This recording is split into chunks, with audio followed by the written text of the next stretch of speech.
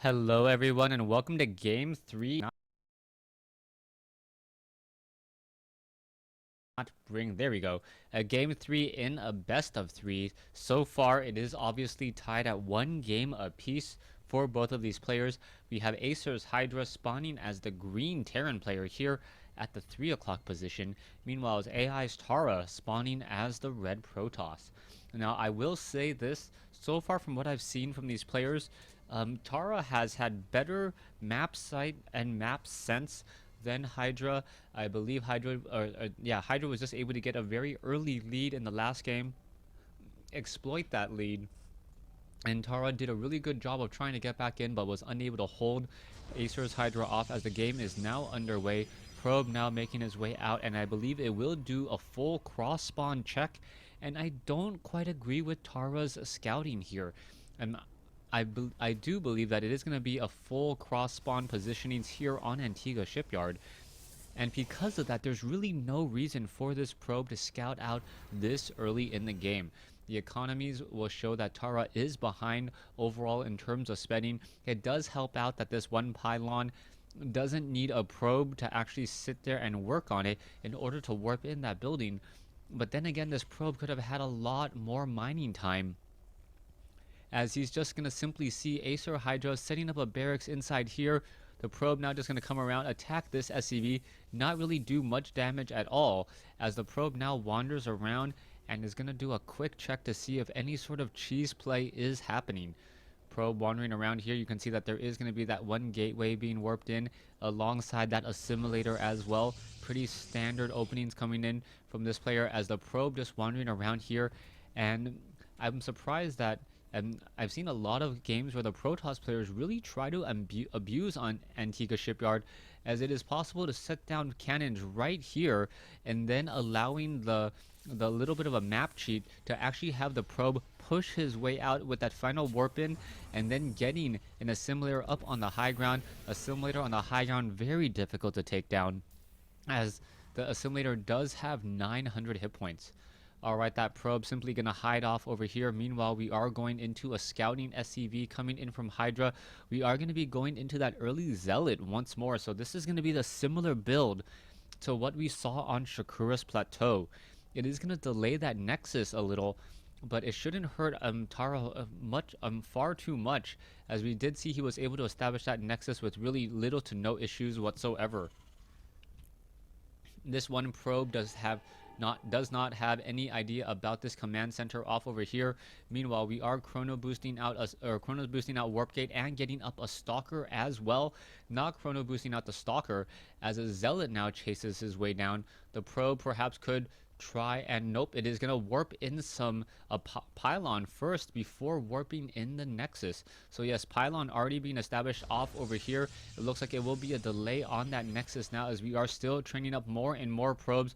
No real reason to queue up this probe, as he will be supply blocked. And with that, I believe Tara is making a little bit of a mistake here in terms of his build orders. And now what is this probe going to do? A Zealot now pushing his way across the map. We are getting in some additional gateways. Oh, this is going to be a 4-gate. So it looked like it was going to be an expansion, but instead it is going to be a 4-gate. And if this probe is able to start warping in a pylon, that would absolutely be huge. That probe has yet to be scouted. There is one Zealot on the low ground. It is going to get shot by that one bunker, as the Zealot now backs away. The Stalker is going to be there as well, and all this probe needs to do is warp in a pylon, as the gateways are about to finish, and the probe should be warping a pylon already. The Stalker, oh, not going to be dealing any damage. No, I do not believe the SCV did not scout out all of these gateways. He doesn't see a Nexus, so this is absolutely huge. What is he doing with this probe? Why doesn't he warp in a pylon? I'm not quite sure. This pylon would be perfect positioning right there, and it would allow him to warp in units. And here we go. Is it scouted out? Yes, it is actually scouted out, just now a little bit delayed, as Tara is going to get revealed here. But it is already delayed now, as we now see Stalkers trying to push in up the front door. And here we go. The Stalkers are going to simply ignore that one bunker, simply walk around it. The pylon is going to get finished, and this is absolutely huge as the Marines and the SCVs are trying to battle it out. Stalkers going after some of those units. The Stalkers going to take down some SCVs. Stalkers are continuing this pressure and this push. The Stalkers need to back away. Units need to warp in here. Hydra has a slight economic advantage as more Zealots are warping in. The Stalkers are trying to engage against the Marines. And where are these Stalkers going? The Stalkers and the Marines are now coming back together. They are going to regroup. The Zealots now trying to go after the Marines. The Marines taking a lot of that damage from the Zealots as more Marines are coming in from the top side here. Beautiful play, but Tara, I think because he delayed this pylon, is actually going to be taking a little bit more damage than he should. The Marines are now once again engaging. The Stalker, lower on hit points, is going to back away. SCVs are once again re-engaging. Harvester count 18 to 23. There is 2 command centers, though, for Hydra with a plenty of energy, and now in comes the bunker. SCVs are also inside as well, as the Marines need to go ahead and take down this pylon. Quickly, 3 mules are being called into play. And with that, 3 mules, 17 SCVs will definitely outmine those 23 probes. And Tara had a window of opportunity to deal a lot more damage and simply didn't have the necessary units. Also, Hydra very, very careful to get in an additional scout with that SCV. He noticed that the Nexus wasn't there. And because that Nexus wasn't there, he knew that aggression was coming in. Tara did his best to hide these warp gates down here. He did hide them, but it was still cleaned up. Alright, so as both of these units and both of these teams are transitioning, what is Hydra and Tara's follow-up strategies going to be? Harvester count 27 probes, 25 SCVs. There are now 4 mules in play. These 3 mules, however, will quickly be destroyed as we now see these Stalkers try to run away from some Marines. Oh, some beautiful, beautiful micro by Hydra, able to finish off the lower hit point Stalker, as we now see Tara doing a double expand. Tara being very aggressive with this double expand here, and if he's able to hold on to this 3rd base, and this game does go long, he is going to have a huge economic lead, mining from 3 bases with very little diminishing resources. So far, Hydra was forced to train up a lot more units than I think he really wanted to. He is currently behind in tech, still without a factory, as we are now going into a Twilight Council. Alright, Stalkers engaging, able to take down a Marine in midfield once more. The Marauders do have that concussive shell. The Stalkers do not want to get blasted by that at all. If it does get blasted by it, it will end up falling to his opponent, since the Stalker cannot outrun that Marauder. Marauders and Marines are simply engaging once more. The Stalkers are going to back off here. The probe is going to retreat as well, and this is going to be huge. Sentries and Zealots now coming in, and this is going to be important for Tara. If Tara can hold off this one particular attack force, that means that this Nexus will get up and running. No photon cannons. We are now going into level 1 weapons upgrade. A scanner sweep does reveal that it is Blink tech, or a Twilight Council tech, and Hydra unfortunately makes the wrong decision of not being aggressive. Alright, so Tara going to have a very strong economic advantage now moving into the mid game. 42 probes, 40 SCVs. That scanner sweep here costing 1 mule, as well as we are now going into Zealot legs. And we may also be going into a quick Templar archives. Normally Zealot charge, Zealot Archon very, very strong. Zealots costing very little gas, no gas in fact. Meanwhile, the Archons costing a lot of gas if you do go that high Templar route. Stalker finishing off that Marine there, as more units still being added. So far, Tara needs to keep up on his macro, needs to make sure to continue to train up more and more probes. Only 6 probes here at the 3rd base. As long as he continues with that economic advantage, he should be fine. 52 versus 46. And both sides opting to not train up any more workers. This is a bit of a surprise here, as probes are now being transferred. Are they going to get spotted down? It looks like yes, the probes are going to get spotted here, and this group of Marines and the Marauders will be able to take this down, but it may end up costing the entire attack force here. Zealots now trying to engage. Where are those Marines and the Marauders going to go? There is a pylon now warping in, and the Marines and the Marauders are actually on a good position, or a bad position, as they're trying to regroup here. The Nexus so far is only down to 300 shields, now down to 150. The Marines and the Marauders are going to be able to take this down, as the Marines and the Marauders have to be very careful how much they use that stim. So far, double stim. All the Marines and the Marauders taking 20 damage already. The Stalker's now trying to finish this up. The Pylon, it looks like it will be able to reinforce.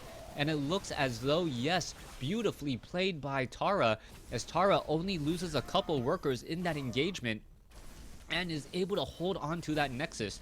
Zealots now have charge. The Marines trying to run away. Will it be able to run away is the key question. Yes, one Marine able to tell the tale of how they tried to get anywhere and simply just lost. Now, oh, what is this? A factory has been landed here, and AiTarra doesn't know about it. This could be huge, folks. We saw how much damage those Hellions did in Game 2. Will it be a probe massacre in Game 3 as AiTarra does not know about this factory just quite yet? The destructible rocks, perhaps getting in another pylon here is all he really needs. One Hellion, perhaps getting up a second or even third Hellion would be enough. 3 Hellions is the magic number, as that factory is still just out of sight range. So far, no additional command centers are being placed down, so Hydra really looking to do a 2-base push. Meanwhile, AiTarra hoping to use Psionic Storm to counteract all of this Terran bio, and without Ghost, I gotta believe it's gonna be effective. The problem is Hydra is now getting up his 3rd and 4th. Hellion has been queued up already. A pylon now warping in, and oh, what is this? The Hellions do start attacking here, and a little bit of a premature attack. One probe quickly comes in. Zealots are now trying to finish off all of these Hellions here, and it looks like the Hellion is gonna have really nowhere to run, as the Stalkers and the Hellions are trying to engage. Not enough in numbers, and what all that is left is one factory here. That factory now going to rally resources into the middle of the portion of the map. What is going to happen here? There are a lot of High Templars, and that is going to be a really bad day. In about another 7 seconds, a probe does get taken down. High Templars are trying to back off. Zealots are trying to engage. SCVs are in this, and here's the Psystorm, folks. So much damage being done. Another Psystorm could be coming in. Zealots now trying to engage as well. More Psystorm coming in, and massive storms now turning into 3 Archons, as those Archons are trying to tank as much damage as possible. Zealots now charging in straight into the battle. They need to engage, taking down a couple of these medevacs here, as the Marauders and the Marines battling up against all of these units. Zealots and Archons are going to once again re-engage. The Archons trying to do that push. The Marines and the Marauders are all overstimmed though, so there's going to be no follow-up, as Hydra thought that most likely there would be Vikings. No Colossi for those Vikings. It looks as though there are a couple Marauders. Vikings now being forced to go into ground mode. And here we go once more. The Guardian Shield not even being engaged. Viking is in the air. The Viking in ground mode does walk very, very slowly. The Stalkers are going to finish this all off here, as more Hellions still being added in again. Zealots now on the high ground. Marauders and the Marines. Here we go. Another engagement. Hydra on 2 bases. AiTarra on 3. 65 probes versus 32 SCVs. Army compositions, though, does have Hydra ahead. And is AiTarra going to be able to get in enough reinforcements? More gateways are warping in. 6 additional gateways now coming in, but is it going to be enough? Hellions still dancing back and forth. A Stalker now getting in position, and a Stalker will be able to 1v1 against a Hellion all game long, as even though the Hellion does move faster, the Stalker does have blink now, and all that really needs to happen is this factory to float away. All right, 1550 versus 2550. Hydra is now losing his army advantage that he was holding for so long. It is going to be pretty much an all-in attempt now, bringing in more SCVs. Ghosts are now being added as well. I don't see that many ghosts in this group, as the factory is now getting taken down. More gateways, more probes. High Templars are in position. The High Templar has to be very careful. Oh, no Psystorm from that one High Templar. A waste of resources. Here we go. Scanner Sweep now trying to engage the Zealots, battling up against the SCVs. The Zealots now need to engage here. Well, should we get some Psystorm? Yes, one Psystorm does come in. Another Psystorm comes in, and another Psystorm comes in. Beautiful storms coming in from Hydra, as the High Templar now trying to get away. The High Templar looks like he will be able to hide off over here. Not going to get engaged. He doesn't have energy, but he is still a threat, and he needs to get focused down. High Templar does get focused down there, as the Marines and the Marauders are attempting to run away from these medevacs. There are more medevacs, 8 medevacs in the air. Marines and Marauders trying to reinforce as a feedback hits. The medevacs now attempting to escape. The Stalkers could try to blink and engage, but instead decide not to, as one High Templar, after one Psystorm, did he get any kills? No kills whatsoever. Perhaps soften them up a little bit more. And now Tara with a huge economic lead, 68 probes versus 25 SCVs.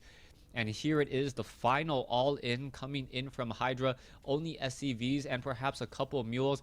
This is going to be for the entire game, folks. Army sizes are pretty even. The Ghosts are going to have to make a very big make a very, very big presence here as the Marines and the Marauders are engaging, able to snipe down a Zealot. Are we going to get some Psy Storm? It looks like the Psy Storm is going to be very careful here. There is a Storm, a beautiful Storm at that, taking down and dealing so much damage across multiple units. Another Storm could be coming in. There is another Storm, not as good, but that third one is a great follow-up, and I believe Hydra just doesn't have enough. Tara with beautiful blink play and also some really, really good Psy Storms should be able to take the victory here, just cleaning up the rest of this army. And as soon as Hydra knows that he has no follow-up, that will be the GG, and Tara will be taking Game 3, and I believe this was the semifinals of the World Championship Series, the qualifiers. So if I do find the next game with Tara, I will make sure to cast it as well. But a really, really well-played game, thanks to both of these players. Acer's Hydra versus AI's Tara here on Antigua Shipyard.